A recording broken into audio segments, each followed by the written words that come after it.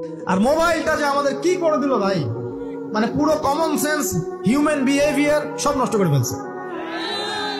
বসে আছেন চুপচাপ, এক মানে এমন হয় ফোনটা বের করছে, মানে অস্ত্র বের করছে, ফোন বের করে খাটাস করে মুখের সামনে ফোন। অনুমতিরও প্রয়োজন নাই যে ভাই একটা ছবি কি নিব, পারমিশনেরও দরকার নেই। মানে ম্যানার্স কমন সেন্স নষ্ট করে ফেলছে।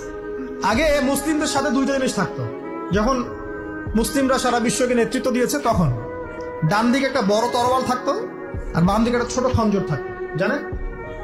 এই মোগল আমলেও দেখবেন, নবাব সিরাজউদ্দৌলাদের আমলেও দেখবেন, ডান পাশে একটা বড় সোর্ড থাকতো আর বাম পাশে থাকতো একটা ছোট খঞ্জর। ওই দুইটা জায়গায় এখন স্থান নিয়েছে, ডান পকেটে একটা বড় স্মার্টফোন আর বাম পকেটে ছোট একটা আবার কথা বলা ফোন। মানসিকভাবে আমরা সুস্থ নই এখন। আল্লাহ পাক আমাদেরকে বোঝার তৌফিক দেখ। কথাগুলো আঘাত করার জন্য বলছি না, আমি কথাগুলো বলছি এই কারণে যে আমাদের এই যুব সমাজকে নিয়ে আমাদের অনেক আশা। যুবকরা ইসলাম শিখবে, এলেম শিখবে, আমল করবে, ইনশাআল্লাহ আগামী দিনে এই জাতিকে নেতৃত্ব দিবে। এই সময় থেকে যদি ওদেরকে ট্রেন্ড আপ করা না যায়, তাদের ম্যানার্স, বিহেভিয়ার, হিউম্যান বিহেভিয়ার গুলো ডেভেলপ করা না যায়, তাহলে আগামী দিনে কি এরা জাতিকে নেতৃত্ব দিতে পারবে?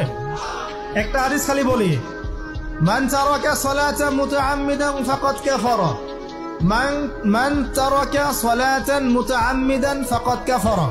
আবার শুনেন, قال رسول الله صلى الله عليه وسلم من ترك صلاة متعمدا فقد كفر। আর মুয়াজ বিন জাবাল রাদিয়াল্লাহু আনহু কে নবীজি বলেছেন, মান তারাকা সালাতা মুতাআম্মিদান ফাকাদ বারিয়াত মিন জিম্মাতিল্লাহ।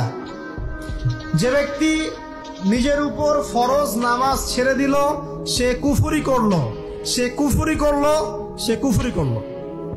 মুয়াজ বিন জাবালকে নবী সাল্লাল্লাহু আলাইহি ওয়াসাল্লাম বলছেন, যে ব্যক্তি ফরজ নামাজ ইচ্ছা করে ছেড়ে দিল, সে ব্যক্তি আল্লাহর জিম্মা থেকে মুক্ত হয়ে গেল। নামাজ ছাড়বেন প্রিয় ভাই, 5 ওয়াক্ত নামাজ জামাতের সাথে ইনশাআল্লাহ। আল্লাহ আমাকে তৌফিক দেখ, আপনাদের সবাইকে তৌফিক দান করুন, আমিন। জামাত যদি না পান একা পড়ে নেবেন, ঠিক আছে? যদি ঘুমিয়ে থাকেন ঘুম থেকে উঠে পড়বেন, ভুলে গেছেন যখন মনে হবে তখন পড়বেন।